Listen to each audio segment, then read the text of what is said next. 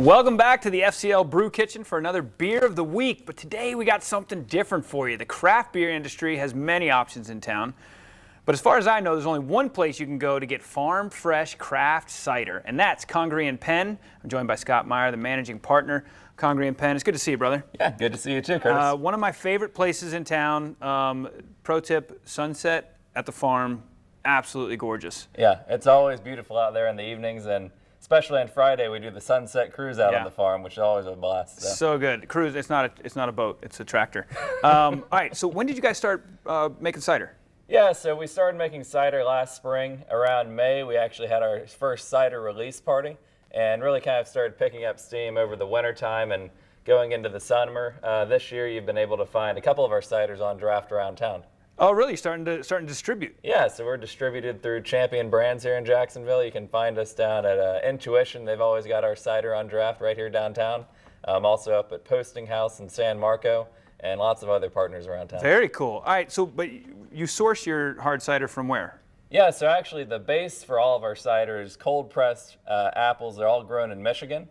Okay. And we keep that juice. It's coming off the tree. It's being pressed into juice, and it's cold all the way through fermentation, all the way to where it comes to live at a farm in Jacksonville. We actually use a refurbished dairy tank. Really? And so we were holding that product cold at about 37 degrees year-round. And then as our different fruits and honey and things come into season, we're going to then start pulling that down and blending it with all the awesome products here in Northeast Florida. That's how you're doing it. I thought you were making all the cider from what you grow on the farm, but I was like, I don't see any of the apple trees. Yeah, so apples, they wouldn't do very good down here in Florida. So probably not. We're partnered with a winery in Michigan, and that's how we're able to keep that fresh hard cider flowing all the time. But your farm cider is different because you add in your own fruits from the farm here. What do you got here in front of us? That's right. So today we've got our Rabbit Eye Blueberry cider. Then we have my favorite, the Mayhaw cider. That's what we've been really focused on cultivating. We've got 35 acres in Mayhaw now. We've got our Noble Farm cider. And so this is one of the ones, the Noble here and the Gallberry. That's what's on draft and in distribution around town. So it's Noble Muscadine grapes, which we've got some folks out picking fresh grapes this morning on the farm for our U-pick. And then the Gallberry, that's a holly tree that's the main source of nectar for the honeybees. That one's really sweet. Yeah, it's a little bit on the sweeter side. It's just honey, apples, and yeast. And we're partnered with Bee Friends Farm here in Jacksonville, and they do a lot of the beekeeping for us. Love them. So of the sweetness levels, what do you think is the sweetest? Yeah, to me, the sweetest one is going to be probably the Gallberry. It's kind of an open debate, but the Rabbit Eye Blueberry is the driest one we have right now. And people have been really enjoying that. It's like a brute. Would you call it a brute cider? I wouldn't call it all the way a brute cider. So all of our ciders have a little bit of sweetness to them. Yeah. So I call them semi-dry.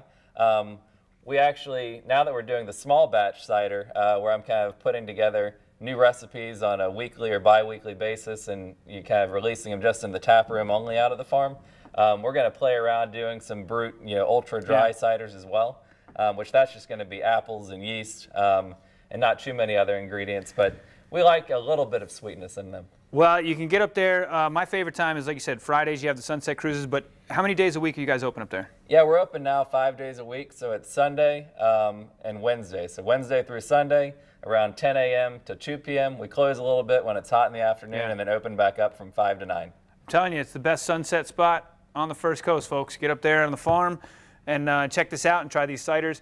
I'm dying here. I'm on a juice cleanse. I can't do this.